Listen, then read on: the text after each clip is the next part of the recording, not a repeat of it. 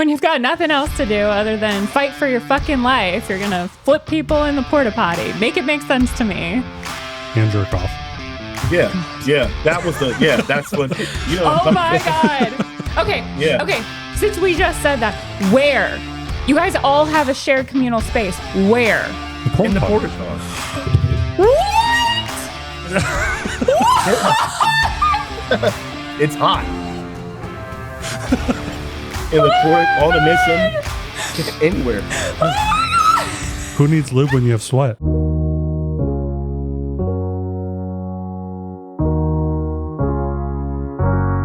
Welcome back to the He's Wrong, She's Right podcast. I'm Andrew. This is Nona. And today we're joined with none other than Reaper 33, Nicholas Irving. Nick, thanks for joining us.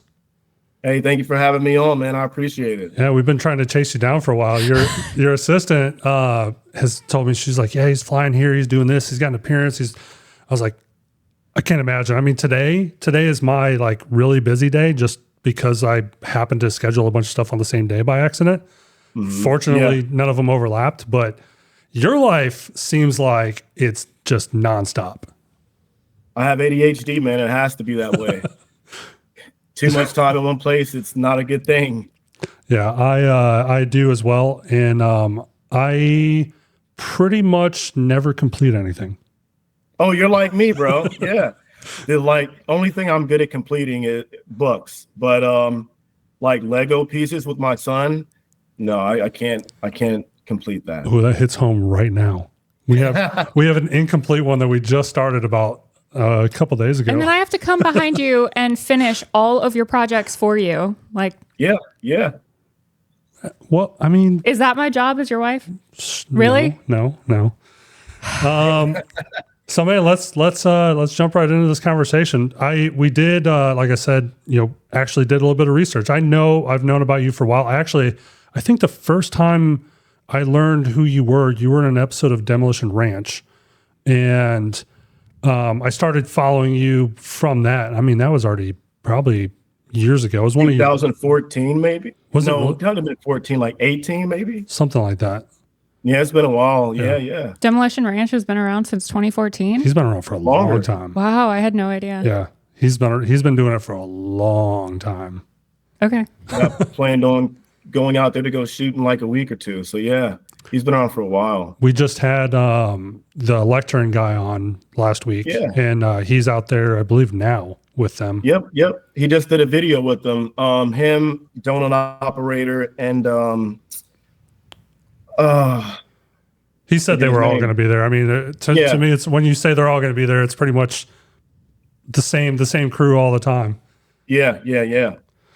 So, man, you're actually only a little bit older than me. Pulling all this up, I don't know how much information you want out there, but this is from Wikipedia. Like You're aging him. I'm 28. But you were born in Germany. Were you a military brat or?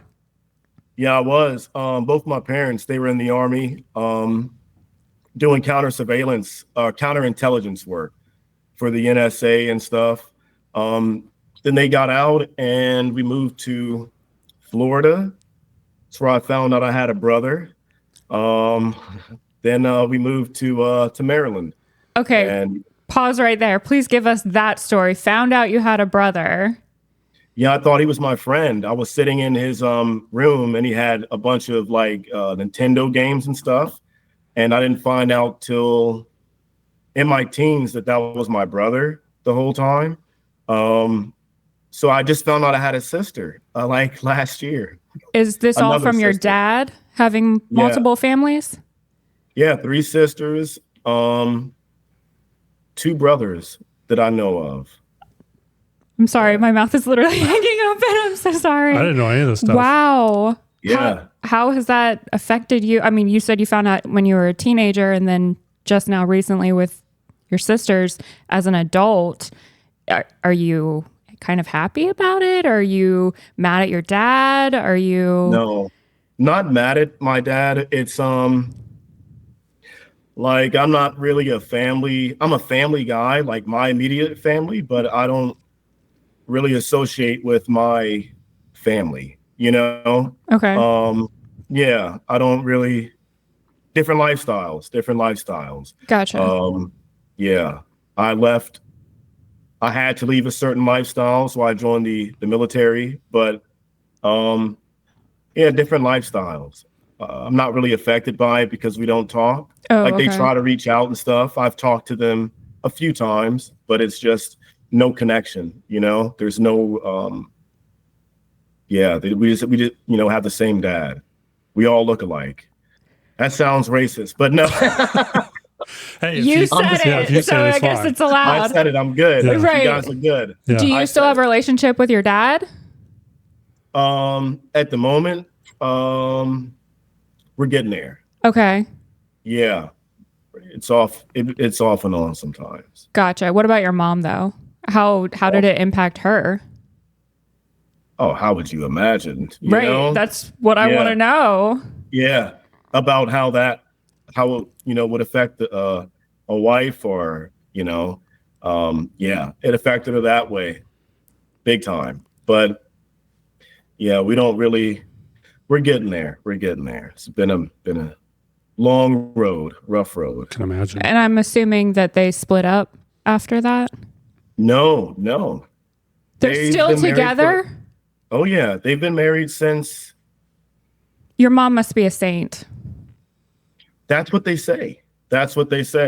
You know. But yeah, she's still. Do not get any ideas over there. I'm good. I will. Don't do it, bro. Don't do it. Yeah. It's not, Cut it off. You heard it here first. I actually you're not allowed. I had a weird dream that you actually were part of some group. This is a couple weeks ago. I forgot to tell you about this. I thought you were about to start talking about how some girl slid into your DMs and I forgot to tell you. You were part of some group of women that created this like and I'm gonna have to bleep this out in the edit, but you guys created a pocket pussy that you could control remotely if you found out that the person was having infidelity or to whatever. burn it off? How does it work? That means the guy has to wear it the whole time? As you're using it, it would like clamp down and then cut off the circulation, so it would die. Oh, there's an actual if you believe in black magic, there's a voodoo trick for that. So that the woman can perform on the male and he'd get stuck inside of her. Like if he ever, there's a real, I grew up around voodoo and stuff. So yeah, there's a real on your mom's side or your dad's side? My mom's side. Is she a little bit like Creole background? We have a little bit of Creole, but so my great grandmother was a slave, and the slave owner had relations with the slave, my great grandmother, and passed down, and Haitian background, Indian, and African. Okay, and that's like where the voodoo stuff comes from. We have a little bit of Creole in my family, but a lot of Haitian and African. Okay, makes sense. You want to know? Imagine. I'm a little bit superstitious, but only generally when it comes to sports teams. So that does kind of lead into some of the questions that we can come to a little bit later about I like that idea though, man. You might have something. Yeah. I'm just floored over here. Could you? That was a dream you had about me. Yeah. My dreams are violent. I bet. So come back to the family stuff then real quick, and then we can kind of move on. Are you married? I am. 18 years. Oh, wow. Congratulations. Yeah. You said you had one son. Do you have more children? No. How old? 8. You want to see him? No. It's okay. We keep children off. He's going to actually cover up my children's faces just for their privacy protection. I learned, not from our kids, but from other people's kids online, it doesn't matter what kind of content you publish. There's always somebody that wants to be weird about it, and it's just best. Really? Yes. Yeah. Matt Carricker doesn't put any of his kids in his videos anymore because of it. People online are weird. Yeah. Yeah. Huh. Yeah, people were saying weird stuff about his wife and stuff, so she doesn't appear in any of the videos anymore either. Yeah.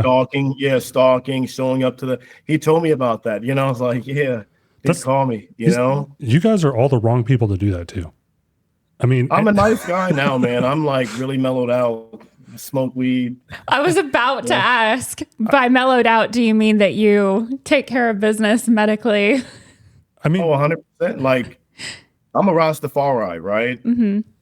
Since for the past 8 years. But like, I've been indulging in that practice since I was maybe 14. Like before I would go overseas and stuff, me and my roommate, I'm not going to give his name out. Is he still he was in from California? And we would toke up before and after deployments, every deployment, and in between, before drug or after drug test. Gotcha. How many deployments did you do? 6. Oh, wow. How long were you in for? From 2004 to 2010, but our deployments were short. Yeah. I started off on the 90-day deployment, and to keep up with the Delta rotations, we switched over to the 120-day deployments and 6 months off. So every 6 months, we were always deployed. Yeah, I was during that time. I was on the later half of your timeline. I joined February 2007 and got out. I went on terminal leave December 2010. Okay, yeah, I was in Mosul 2007. That was a good time. A good time. Are you saying that with sarcasm? No, it was really like, I mean, it was bad. We got mortared every day, and like the first day in, my roommate Keys, he got blown up in a striker, like the vehicle in front of me, and this guy Davis, he got shot in his chest and came out his back, but they all lived. No one died that deployment. That's in my platoon. Someone died, but not from my platoon. So running down the path of the deployments, then, which of your deployments did the nickname come from? Was it an early deployment or a later deployment?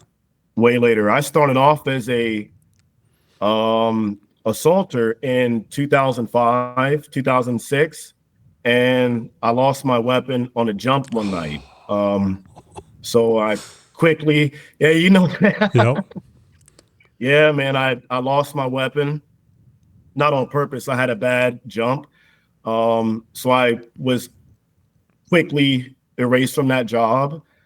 Then I became a machine gunner, machine gun team leader, and went on to designated marksman and then sniper and sniper team leader. But that nickname came from 2009, like my last deployment.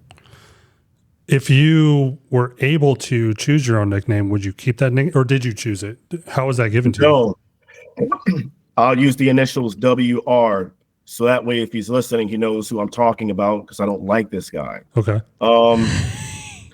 He gave me that nickname, and it was originally like the Angel of Death. And my spotter, Mike Pemberton, he was like the Reaper, Blue Oyster Cult. And where I'm from and the music I used to listen to, I have no idea what Blue Oyster Cult was.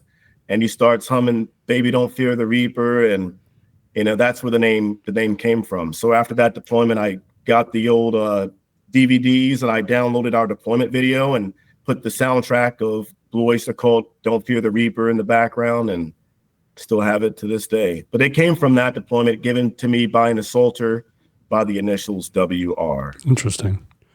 Yeah, there's it's cool to see, like, when you find these random and obscure facts on the internet, like what the actual fully fleshed out story is. Dude, I tell you, like, there was for a time my date of birth was messed up. Some other things were messed up online. But I'm like, I don't even know who writes some of this stuff. Wikipedia pages, I didn't know I had one. And I'm reading through it. I'm like, that's not right. That's off. It's not my birthday. This is not where. Yeah. Does he have a veteran wiki page? Yeah. Did you personally make it for him? Yeah. Okay. a while. Oh, it was one of the first ones, actually. Oh, okay. Oh, really? Yeah. Are you familiar with Veteran Wiki? No. He's like, no, I have no idea what we're talking about. It's a nonprofit that we started last August. That is for military veteran spouses and their projects. So books authors, podcasters, just anything of notoriety, anything that probably deserves a Wikipedia, but Wikipedia is what's the URL? veteranwiki.org. Veteranwiki.org. Yep. Got it. And apparently you have a page. Yeah. Well, now I know, and I'll advertise it. And if anything's wrong on it, Please let him just know. reach out to me and I'll get it taken care of, I promise. We'll hash it all out now. I'm sure we're good. So I guess going right back, talking about some of the stuff from the deployment, Dirty Diana, how did that name come about for your rifle? That's what I was getting ready to ask. Oh, sorry. What was that? I'm a huge Michael Jackson. I'm sorry. What'd you say?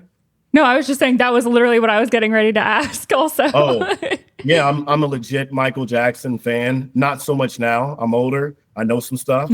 But back then, like you grew up with him. Yeah, I grew up with him. That was my guy. Right. I tried to dance like him. You know, I know all the songs, but Dirty Diana, we were on this mission in 2007 in Mosul, and we were doing a vehicle interdiction. And in our strikers, I had Dirty Diana on the old iPods. Yeah. Oh, no screen on it, iPod thing. And we plugged it into the internal comms in our striker. And I had Dirty Diana blaring in the background in our internal comms while we're having a pretty cool gunfight in Iraq. And that was like the soundtrack of your fighting. That was the soundtrack of my life. I love Dirty Diana and Beat It. Okay. The solo on Beat It, I learned how to play the solo on guitar. So, like, that's my favorite song. But Dirty Diana, that's a tough fight for number one spot. Interesting. So I was actually, I'm in a group chat on X with a bunch of guys that are veterans and people. So it's FEMA Region 4. So it's basically anybody that lives in FEMA Region 4. It was a joke that they started during hurricane season. And one of the guys was having a space where they were talking about some of the hurricane stuff. And they were talking about one woman specifically who has the same name. And that was the title on, I think it was Sunday night of the X space. And so I'm reading the information that I researched about you. And then I get on there and he invited me to this thing. I'm like, wait, that's the name of his rifle. Like this is the same thing. Dude, we live in the Matrix, man. Yeah. So I mentioned it to him. And he was like, we should invite him in the group chat. And I was like, I'll ask him. So this is the ask. If you want to join it, there's a lot of cool guys in there. Now you're putting him on the spot. Nah.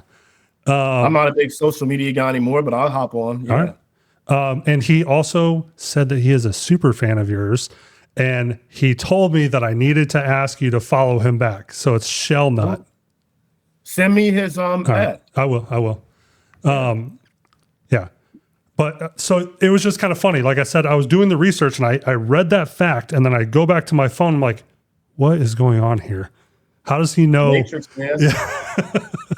It's all a simulation. What you got? Oh, no, I was just reading what you had sent me. That's all. I thought you were. When did you start writing? Okay, so we're going way back. The first book I ever wrote, I called it Goose Lumps, based off of the Goosebumps book. And I was 4th or 5th grade at the time. I love that. My mom that. still has it. Yeah. And me and my best friend, Andre, we wanted to make like a hardcover scary book. It was based off of a haunted house that I grew up in. A public housing home that was haunted. And I wrote this book and we wanted to make a hardcover. So we took a bunch of pieces of paper and glued them all together to bind them together and printed it out on my mom's old serrated edge piece of paper typewriter, and still has it to this day. And it was called Goose Lumps. So the first book I ever wrote was 4th or 5th grade. The first real book, 2012. Okay. Wow. So 2 years after you got out? Yeah. And it wasn't intentional. It was just I had not a mental breakdown. I was just messed up, Just needed something to release. Yeah. Yeah, I locked myself in the room for 2 days and consumed more alcohol than a man should. And the book is still out there, like online. and it's just a. Is this a book that you want people to know about, or you're just saying that it is? Because I'm saying we can throw it out there. The original book is called Team Reaper. Okay. Like I never wanted to be the Reaper or the Reaper. That didn't come until the major book publishing company, and they wanted a certain title and X, Y, and Z, and which is why I no longer, do major publishing anymore. I always self-publish and do my own thing, but more to control the narrative. And the original book was called Team Reaper, Me and My Spotter. I was never wanted to be like the guy. I was always just right place, right time, man. Right. Right. No, I completely understand the sentiment. A lot of people have that complex of thinking that they're literally the main character. And they don't want to give any recognition to any of the support. And then you also have the guys like yourself who do want to give the recognition to those guys. And then you have we'll call them the Hollywood types, the book publishers, whoever you want. They're like, oh, it's not sensational enough. People won't pick it up. It doesn't market well. And they want to. You got to write your own story. I think that now. And I don't write stories about myself anymore. Everything I write now is, fictional books and novels. I don't really care. Like I care enough to remember, but I've forgotten more stuff than, I've done. Out of 500 plus direct action missions, like I remember 10 or 11. Me and one of my guys were having a conversation. He wrote a book, Paul Martinez, and there's a magazine with stories about me that I've done, but I have no recollection of like that happening. Interesting. I understand it, but I'm sure the whole controversy going on right now with basically all the veteran communities, but specifically right now with Tim Kennedy. And oh my God. Okay, what's your input on it? The immediate laugh. Man, I don't know. I think it's switch on my high brain. Okay, so. Or as we tell the 9-year-old tomorrow, turn it to max power. We tell him to turn his brain to max power. And we do this little motion. Brain. Mm-hmm. Yep. I think that, man, that one's on the spot. I think, like, I don't have any judgment towards anyone. I choose to stay, I try to stay out of it because I know who I am. I don't want to be that anymore. And I'm not talking about like military me. Before the military, I was on a path to like prison 100%, along with all my other friends, from killing people and killing people. It was a bad time. I just don't want to be that anymore. So I try to stay away from behind the scenes talking. Right. And I'm more of if I have something to say, I would rather do it face to face first. Yeah. I don't really, it's not that I don't condone. I think that there was a time when all the special forces guys, they're, quiet professional. Yep. That I grew up watching these, reading their books and stuff. Nothing wrong with it that they all have, a platform now or, Delta Force or whatever. There's no issue with that. But it's hard to hold someone to a certain standard when if your standard is whatever, then. So part of why I ask, what you think of the situation is kind of twofold. I mean, both of the last two topics that we just talked about kind of come to head here. So it is funny though. I will say that it is funny. Yeah. Like the 50 grenades thing is freaking funny. I thought that was funny. Yeah. He I don't know if you heard this when they were talking about it, but he claimed that he was carrying around a bag with like 50 grenades and was just lobbing them into this building. It doesn't seem physically possible, but okay. I chalked it up to maybe it was like 10 or something. I don't know. Yeah. I've thrown one grenade in combat and I didn't hit shit. And I think grenades suck. Yeah. And I threw a flashbang one time, and that was like the coolest thing I've ever done. experience wise. I've got a funny flashbang story, but we'll save it for another time because I don't want to take away from your time. Hold on, here. did you eat the banger? No. No. Okay. I was at RTB at the time. I was at 4th RTB, and it was during Best Ranger competition. So I'll hold that story for a different time. You were an instructor, Ranger instructor? I was a medic, so I was medical cadre. Yeah. What year? 2009 to 2010. Okay, I went through in late October sometime in 2007. I graduated around that time in 2007. Yeah, I wasn't there. I was in Korea at that time. Oh, nice. Korea wasn't bad. Wasn't bad. But so hey. bringing it back to talking about the book and Hollywoodification of it and everything like that. Yeah. When I know that Nick Palmisano wrote the book or edited, but I mean, he wrote the book. He took Tim's notes and he crafted the book. But the same thing, it's creating sensationalism, making it marketable, changing this. Obviously, some stuff has to clear DOD anyways. Like DOD has to go through and say, you can't talk about this, you can't talk about this, change these dates or change these times. So there is some wiggle room where having the details wrong is simply because somebody else had input on the book, not because he lied, but that's not to defend Tim. Like, I think that he definitely needs to apologize for some of the stuff that he's talked about and lied about. I do think there's a lot going on, but what happened? Like, I just heard a 50 grenade story and I saw like a meme about it, but I'm not like too. He claims that he forgot, all kinds of details, and there were seemingly more important details. Some of them were like people's names. Some of them were other operators that he was with that, some guys died and some guys didn't. And then the guys that died were the ones that, they were the witnesses to these sensational things that happened, but the guys that were alive didn't see anything. So, yeah. Oh, yeah. Well, my guys are tattooed on me. I can't forget their names, Mm-hmm. And I have their pictures in my home. Like, I have one of their hats. It's impossible for me to forget a name. I'm going to try. I don't know. Maybe it's TBI. I don't know. MMA taking a beating. Like, I box and stuff, but like maybe it's a brain injury or something. I don't know, man.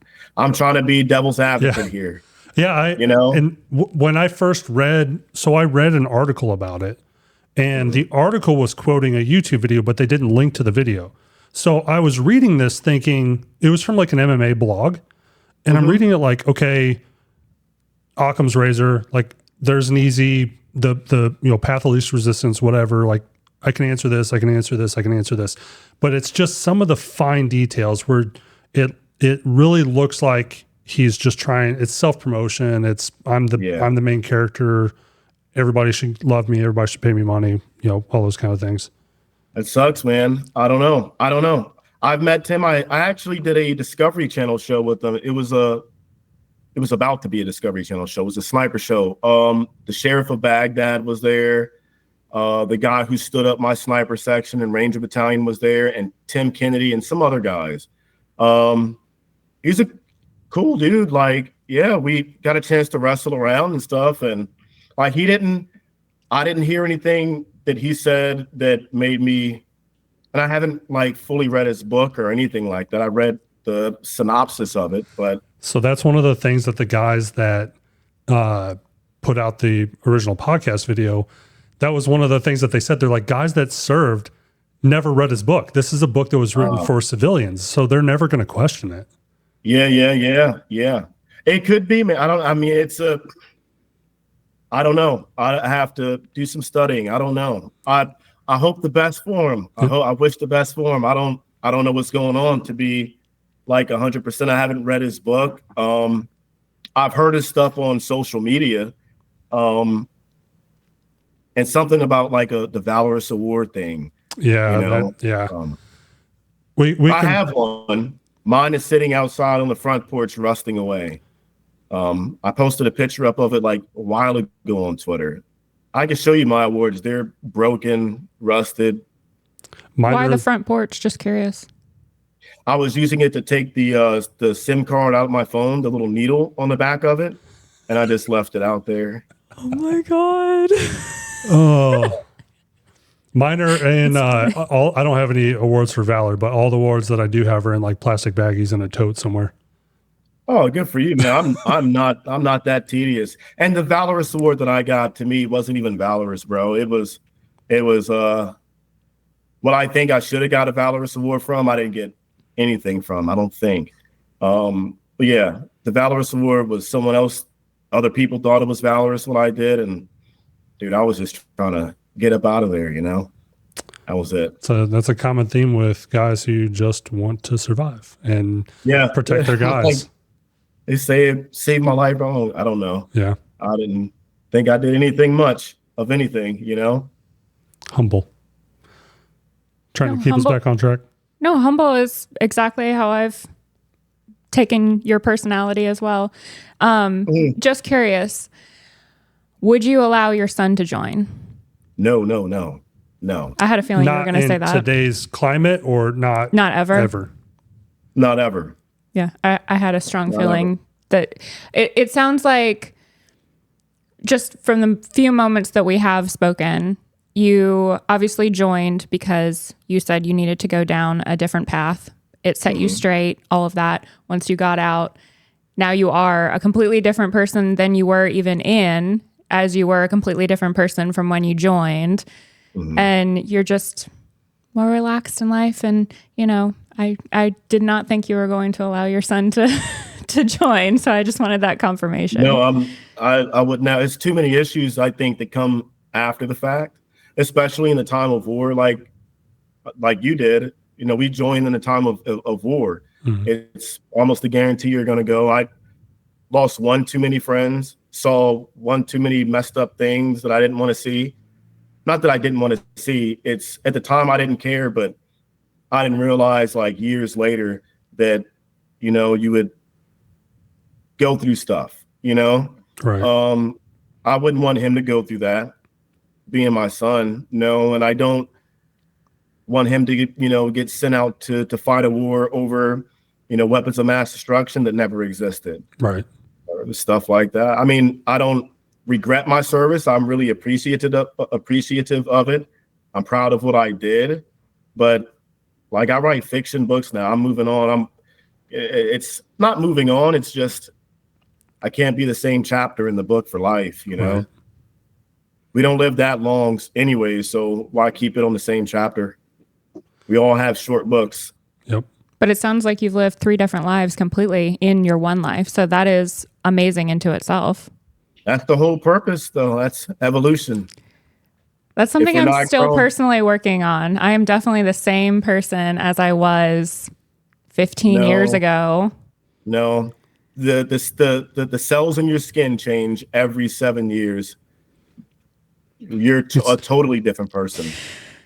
So now you just got to change it up here, is what he's saying. Yep. As within, so without. I'm working on it. I turned 35 this year. It's something that I personally have been working on for 5 years. Me and him got you beat by decades. You're still young. You have plenty of time. For real. So as you've been an advisor, I guess, on a couple movie and TV projects now, how do you feel? We all have that, that doesn't happen like that when we watch a movie or TV show. Like, how much actual input did you have that they took and implemented versus like things that you were really frustrated about that you're like, come on, please, can you just not make us look like cheese dick assholes all the time? It's like 70-30. 70% of the time you're going to get what you want, and 30% they have to do it a certain way for the Hollywood effect or to fit the storyline. Hollywood's always going to be like that. There's never going to be a time where you have something 100% factual, because I think it would not take away.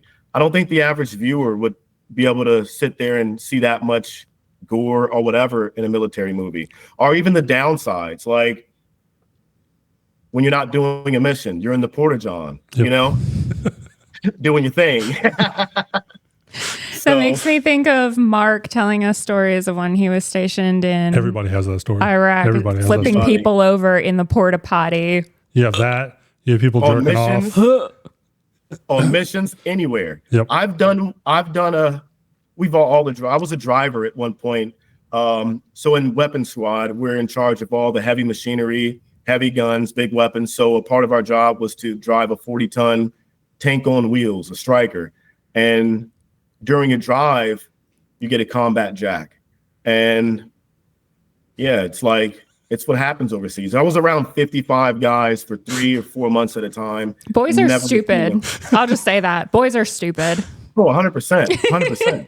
When you've got nothing else to do other than fight for your fucking life, you're going to flip people in the porta potty. Make it make sense to me. And jerk off. Yeah. Yeah. That's what, Oh my God. Okay. Yeah. Okay. Since we just said that, where? You guys all have a shared communal space. Where? The porta in the potty. porta john. What? It's hot. In the port, on a mission, anywhere.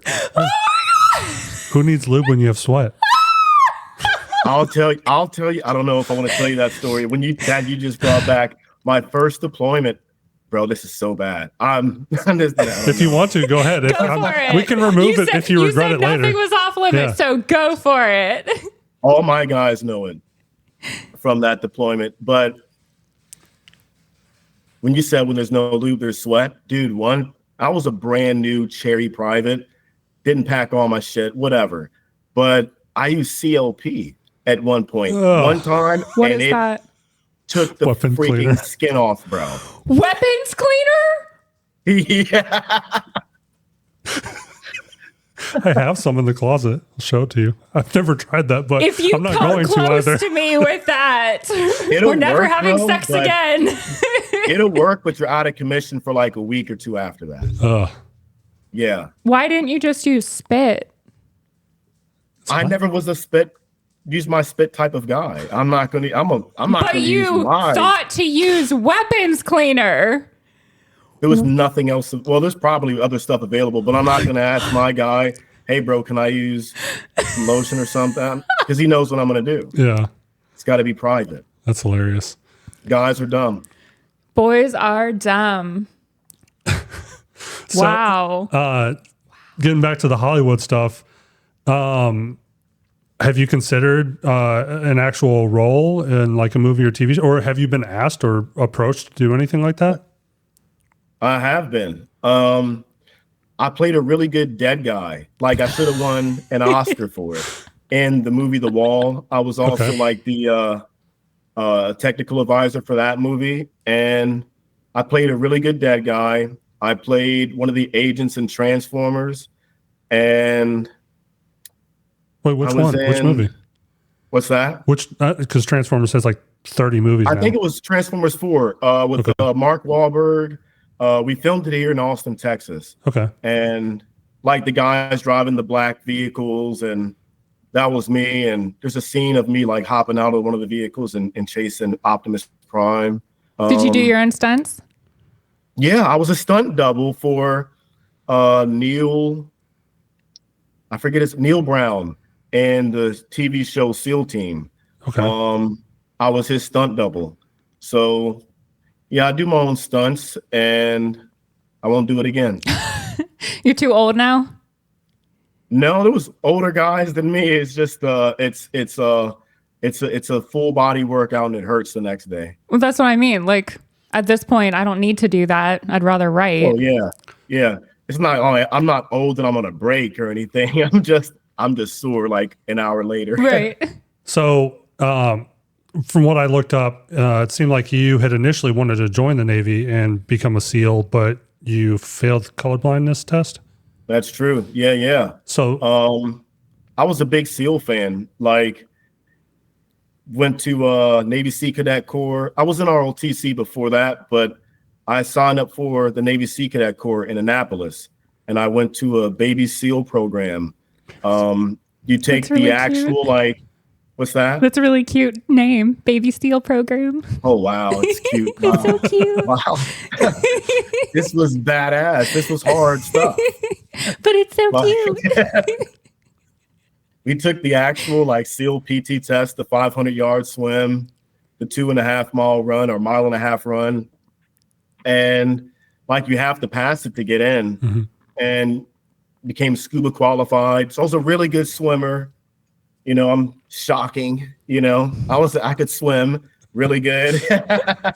It evaded me for a second until you said shocking. I was like, oh, there we, yep, okay, I got it. Yep.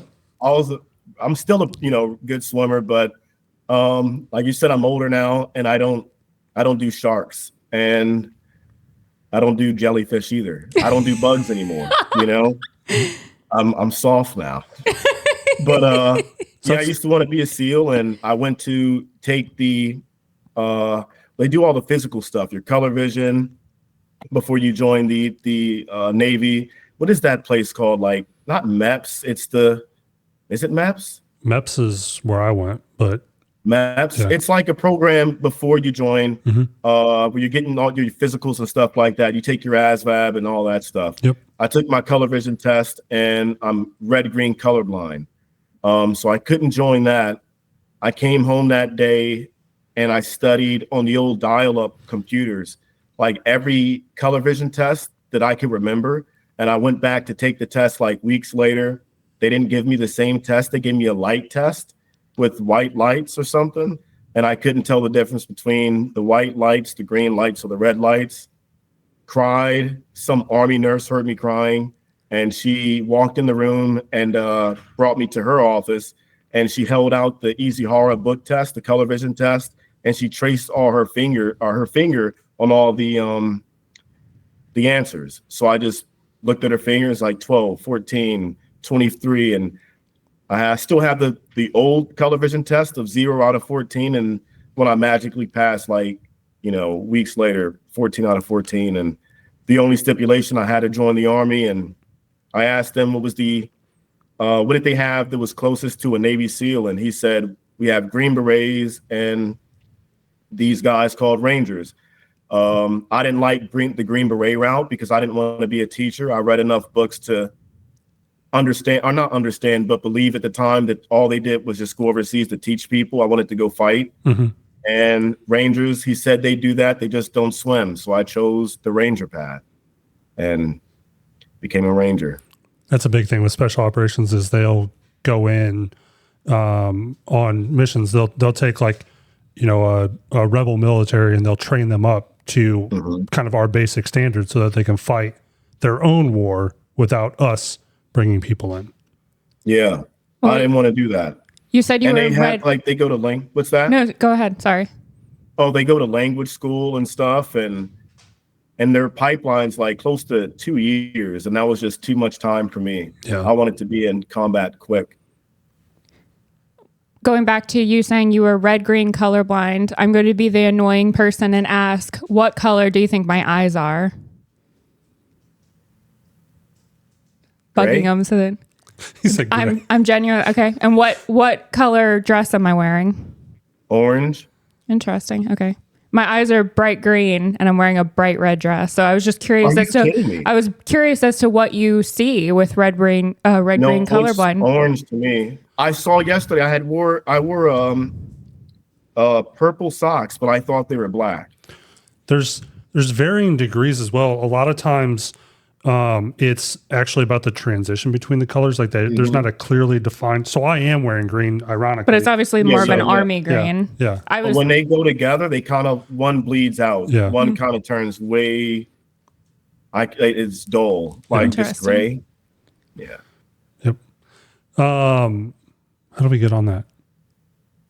Well, you're supposed to keep us on task here. You were asking about how he originally wanted to join the Navy, and then obviously he couldn't because of that, had to go Army, even though his parents were in the Army.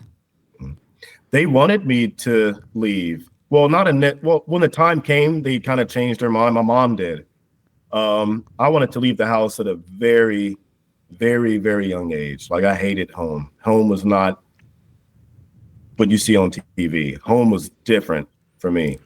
I wanted to leave at a very young age. I joined when I was 17. My mom had to sign the parental consent form, and she was reluctant at first, but my dad told her, when I turn 18, I'm going to do what I want anyway. So I left when I was 17.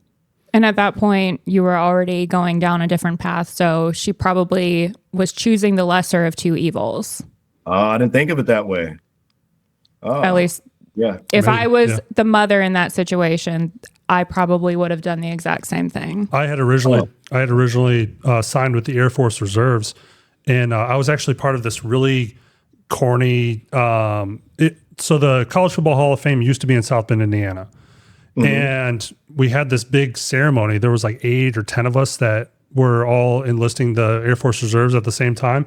So they took us to the College Football Hall of Fame, and we did the ceremony on the gridiron that they had. It was only like a 40-yard field with field goal on it. We did the whole ceremony out there. The news was out there. They wanted it to look like a bigger deal, so they had like my brothers stand in as if they were swearing in as well, and all these other weird bystanders. Yeah.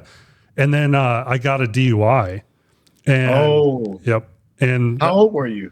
I was 18, just turned 19 when that happened. You weren't even old enough to drink then. No. Yeah. You get in trouble? Yeah. So I called my recruiter and I said, hey man, I initially called him. He was the only one that answered. I knew like my parents' numbers, his number, a couple other numbers off the top of my head. And he is the only one that answered. And he thought that I was pranking him and hung up on me. Like when I was in the drunk tank. Wow. Yeah. So finally get out, like, I don't know, 12 hours later or whatever it is, go to I go to his office and I talk to him. He's like, man, they're going to make you hold for a year, or they might not even let you come in at all. It's going to depend on what happens in court. Really? Yeah. So I walked out of his office, and it's in the same building, same hallway. I walked over to the Army recruiters. I have family that served in the Air Force and in the Army, so I was between those two to begin with. And I walked in the Army recruiter's office and I said, here's what's going on. I just got a DUI, going to court like tomorrow. I've already been to MEPS. I've already done everything else. I basically maxed the ASVAB. Really? Wow. Yeah. I was like, what can you guys do for me? And they're like, well, let's go over there. Let's talk to Brad. His name's Brad Wiedemann. I'm still friends with him to this day, the Air Force recruiter. That's crazy. Yeah. And so the guy that replaced him actually went to high school with me, and now he lives in Tampa, but he was a recruiter for like 12 years there. So we go over there, we get all my paperwork. We go back over and they're like, all right, so we'll come with you to court tomorrow, dress up, look presentable. Walked up there and I didn't have to talk, didn't have to do anything. The recruiters were like, he's already signed up and ready to go. We just need him out of this, whatever that looks like. And the judge was like, when's he shipping out? They're like, as early as 2 weeks. And he's like, all right, cool. Ship him out. And you had no idea you were leaving in 2 weeks? I didn't know at that point. No, but yeah. Oh, wow. So, yeah. Were you guys together at that point or what? No, hell no. I would not have been with him for that. Hell Why no. not? I am so glad that I met him as almost an adult. And by almost an adult, we met 4 years ago. 4.5. And he's still growing up. Okay. So after you got out of after you left the military. Yeah. He still has a lot of growing up to do. Yeah. I'm not getting in on that. I don't know. No, but after he told me that story, I started thinking, I wonder how many people are in the exact same situation of having to join the Army, Navy, Air Force, whatever. It's either go to jail or join. The problem, I don't think I mind that though a little bit. I think it's good for some people. Yeah. I think it's good for some people, not all, but some. Do you think you would have ended up in jail or possibly even dead? The guys I ran with, 100%. Oh, 100%. My best friend just recently got out of prison for he got caught for shooting a person. But before that, I watched him. I'm not going to say nothing. I don't know nothing. You don't have to go into detail, but obviously that's the path that you would have gone down. So again, back to your mom. I think she chose the lesser of the two evils and she made the right decision. As did you. I didn't think of it like that, but I agree. Yeah. And I understand that there are repercussions that you are still dealing with. But again, I think your life is better now than it would 100%. have been. 100%. Like I'm 100% better off. I sit at home when I'm not traveling and I write books, or I play Call of Duty And hang out with your son and do some Legos and not finish them. Legos. It's not much. And yeah. That's hilarious. We just made a volcano yesterday. That was like a volcano? Yeah. Was it for school? No. Just for fun? Yeah. Ours is addicted to all things World War II. And how old is he? He turns 9 tomorrow. Yeah. My kid's 8. World War II, really? Mm-hmm. Obsessed. He knows so many facts. And we live in Wilmington, North Carolina. So we have the USS North Carolina battleship downtown. That's all he wanted to do for his 9th birthday celebration. So every year, well, for the last 2 years, we've gone to, I've driven him up to Bragg, and we've gone to the JFK Special Operations Museum, the 82nd Museum, and then the one downtown, the Airborne and Special Operations Museum. Mm-hmm. And like, this kid would live in the museums if he was allowed to. Really? And he would live in the World War II era of the museums. Just set him up a little cot and he'd be good. How did you get him onto that? No, it was all him. Yeah. We're just along for the ride. Past life, man. Yeah. And past life. Yeah, he wants to join. And so I want him to go in as an officer, because I think that with his love for military history, and because he has a really good understanding of like tactics from like the very low level that I teach him things, or we'll be watching something and he'll say, why did they do that? And then I'll kind of give a really crude, rough breakdown. But I think that, having an education and then going in as an officer would give him the ability to be a pretty good leader, potentially. I think he'd be a good leader. But I don't think that either of us would want him to join if it was in a major conflict era and he was going in enlisted. Obviously, if he wanted to, we would support him. But I wouldn't be like, hey, go join the military. Yeah. I mean, at the end of the day, I have no say so. When he's 18, he can do what he wants to do. But I'm very adamant that he stays away from that. Like, I don't know. Officer, I don't want my son to touch the military at all, other than know that dad did it. That's about the extent. Did your parents care what MOS you picked or anything like that since they were in? No, I've always wanted to join to go fight. They knew that I wanted to go fight. And I wasn't smart enough to like be an IT guy or do the job that they did. Later on in life, I'm not going to say I got smarter. I just applied myself more. But back then I had one option, it was, you want to be a cook or you want to go fight? And I wanted to go fight. So that was the only option and that's all I talked about since the 6th grade. I wanted to be a Navy SEAL sniper. The first ghillie suit I ever had, my mom made for me in middle school. Yeah. I didn't know that. There was some of the questions that I came up with or found in research and things like that were asking, like I asked you kind of before we started the show, like superstitions, routines, things like that you went through. And one of them was to ask you, what your method for, obviously the foliage, depending on where you go, kind of changes things, but how you developed, your method for creating your own ghillie suits. My method?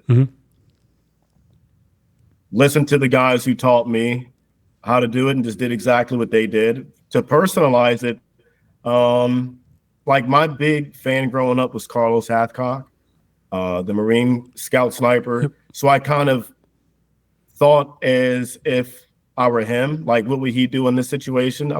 I had no idea, of course, but my ghillie suit, I guess you could say it was personalized. It worked. I've never been caught on a stalk or anything. I'm still a perfect score for stalking in sniper school. I was not honor grad. I was about to be, but I almost got kicked out of sniper school because The instructors wanted us to run the 100-yard berms all the way out to 1,000 and back. Me and my Ranger snipers, we ran the 100-yard berm and we hid in the grass behind that and let everybody else run it. And we got caught by one of the instructors in a ghillie suit. That's funny. Caught us. And yeah. So I had messaged you about my buddy Jacob Munt that was in Surviving the Cut. Before the final events, that when they were filming that was when I was at RTB, and we provided coverage for Army Sniper School from RTB as well at that point in time. And he rolled his ankle really bad and came over to the barracks and woke me up because I was in the cadre barracks. And it was like, hey man, I need to get my ankle wrapped before I go do this event. Can you help me out?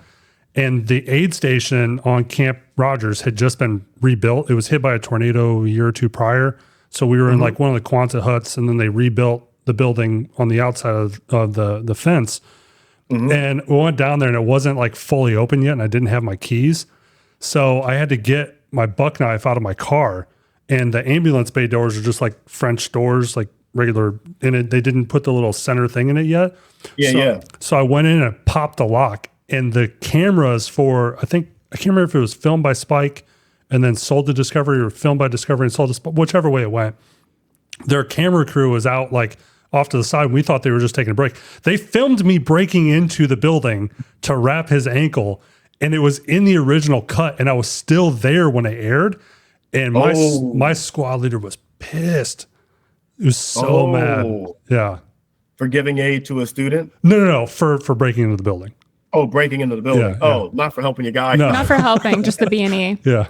All right. Do we have any final questions? I have some stuff from people on Facebook, but if you're pull it up. Okay. Yeah, I asked several people on my Facebook and Twitter to bring up some questions or things that they wanted to ask you. And while you're looking for that, we did already pre-ask if you would sign that, and wanted to shout that out to everybody who is listening.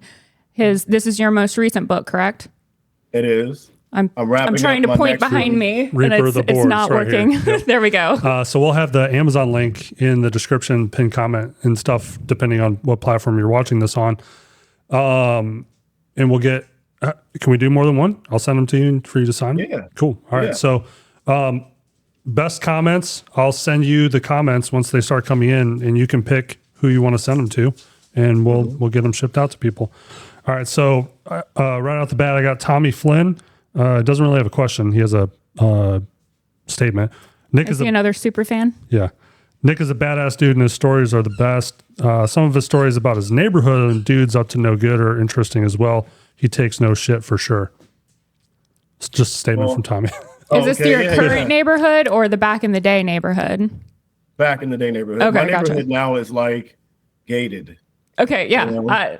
I would assume as much. Yeah. My neighbor's like 60 years old. So is ours. Yep, on both sides. Both sides, yeah. Phil Null says, who gave Nick the nickname, and if he could choose his own, what would it be? So we already kind of answered part of that, but if you could come up with your own, what would you? Nick Irving. Huh, there we go.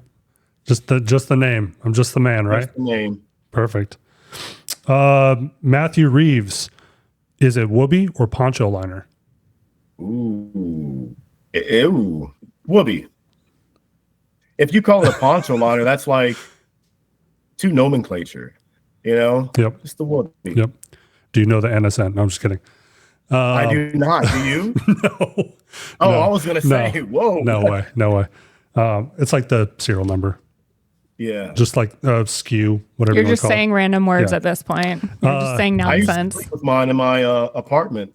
Back in when I first got my apartment, I used to use mine. And everybody's.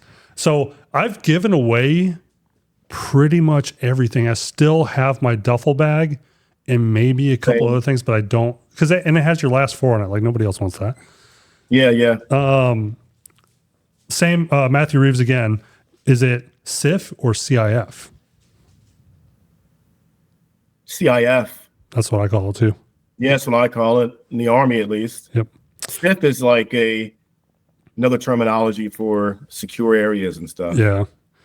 And then he asked he asked if you locked down a hotel for Irreverent Warriors Greenville, North Carolina hike on March 22nd. He's trying to get He's trying to get you to come out to North Carolina to do one of those Silkies hikes. A hike? Yeah, one of those like the Go Ruck or whatever, but this is Irreverent Warriors.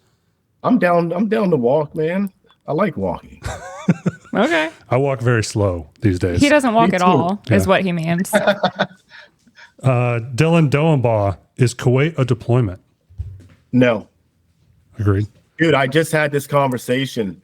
Oh my God. So like when people say I've had X amount of deployments, right? And they say, or they bring up Kuwait, Qatar, some place, they say deployment. I'm like, that's not a deployment. That's a like TDY. It's like you're going to a duty station. A deployment to me, it's a combat deployment. There has to be active war. That's a deployment. Going to Germany, Korea, it's not a deployment. You're just stationed there. See, I 100% agree with you here.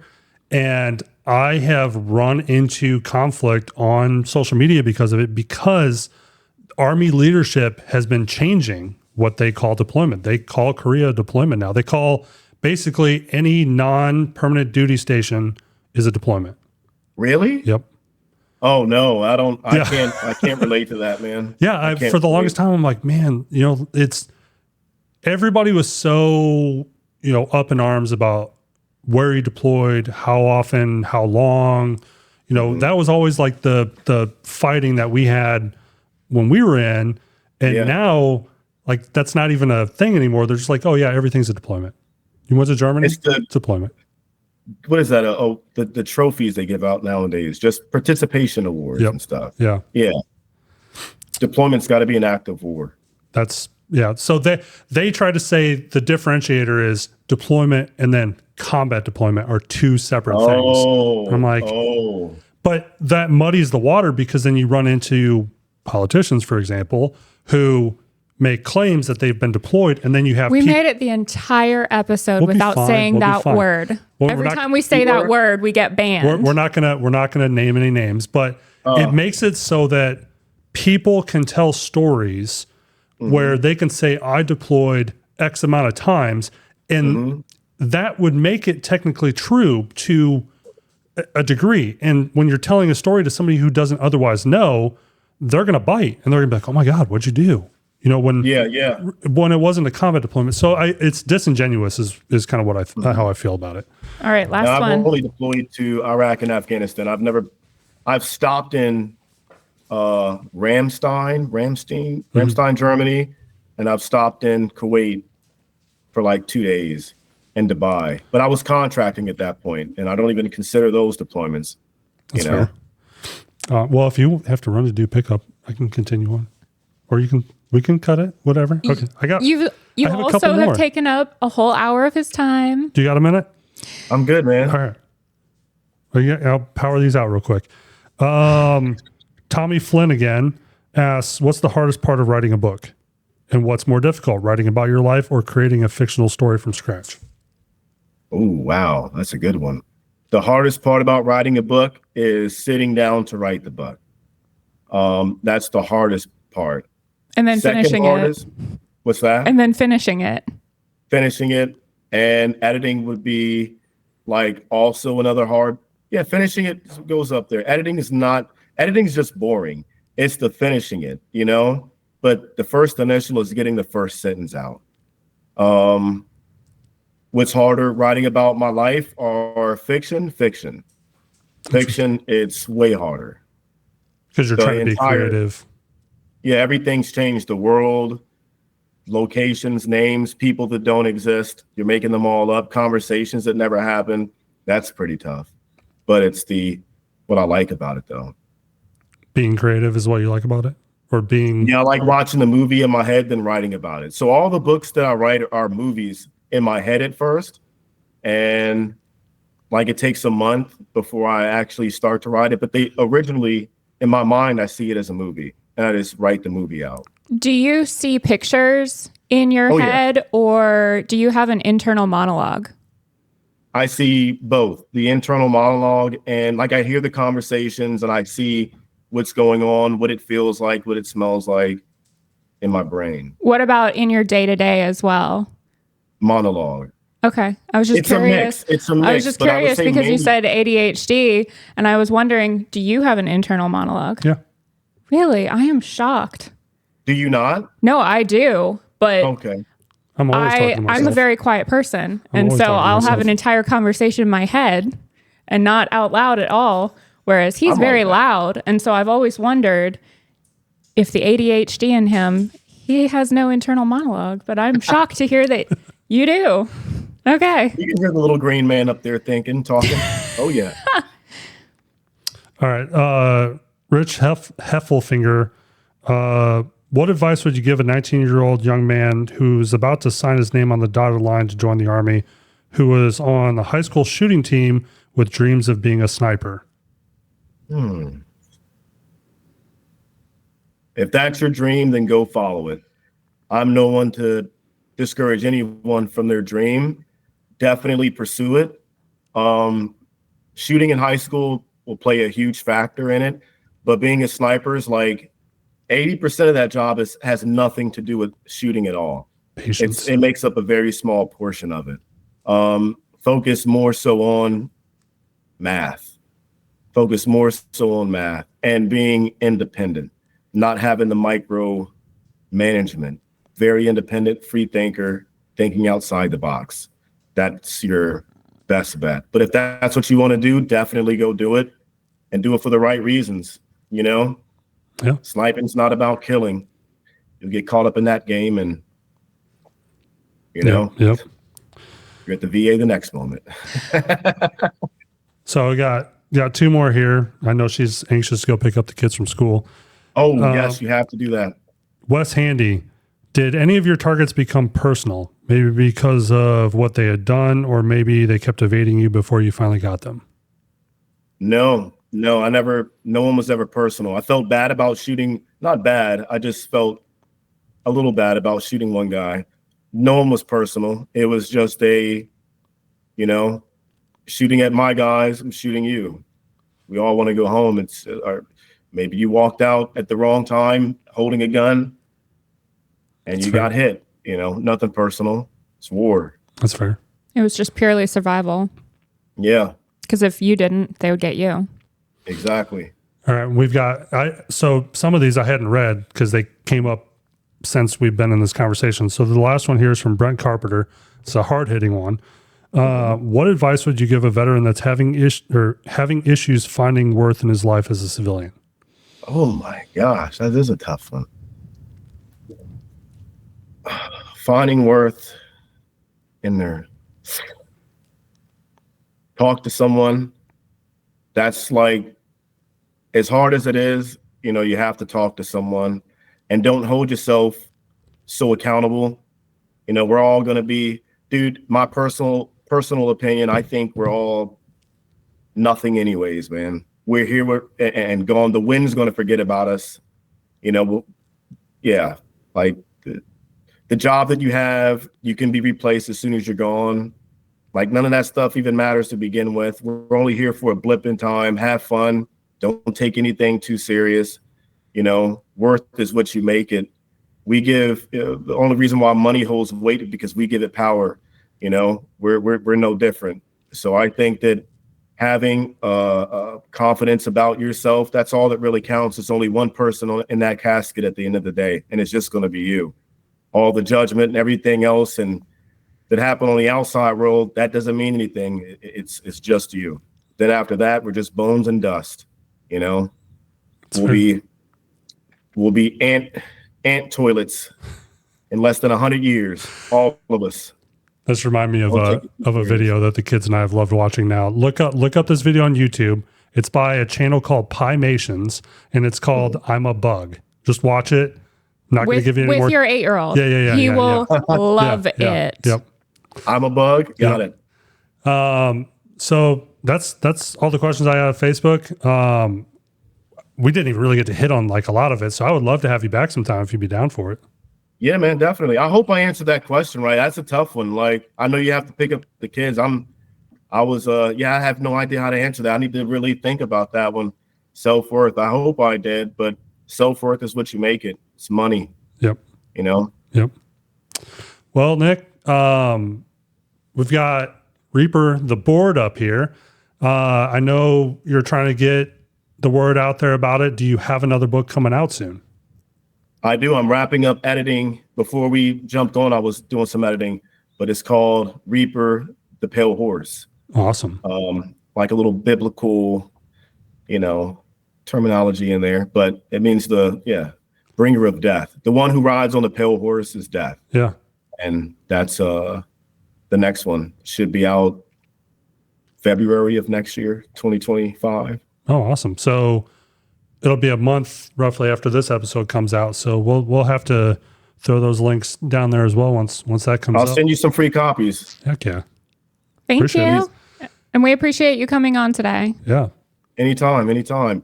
Yeah. Anywhere. I won't be as busy because the holiday season and whatnot. I don't do holidays, but no one else does. I mean, everyone else is off, so I figure I might as well too. So yeah. I don't do birthdays and holidays. So my birthday is on a holiday, so I don't really have a choice. So December is that why you 25th. said you're still 28?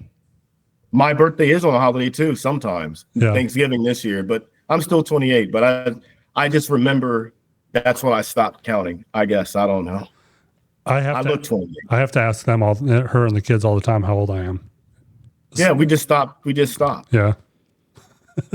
All right. Well, I got to run. I really appreciate it. Yep. But Thank you. Thank you very much, Nick. I'll have you hang on here with me for a second, but anything else you want to say? no, just thank you. And Thank you. I appreciate your time, and keep your son out of the Army. Yeah. Thank you. We're on the same page. All right. Bye, everyone. Thanks for watching. Bye.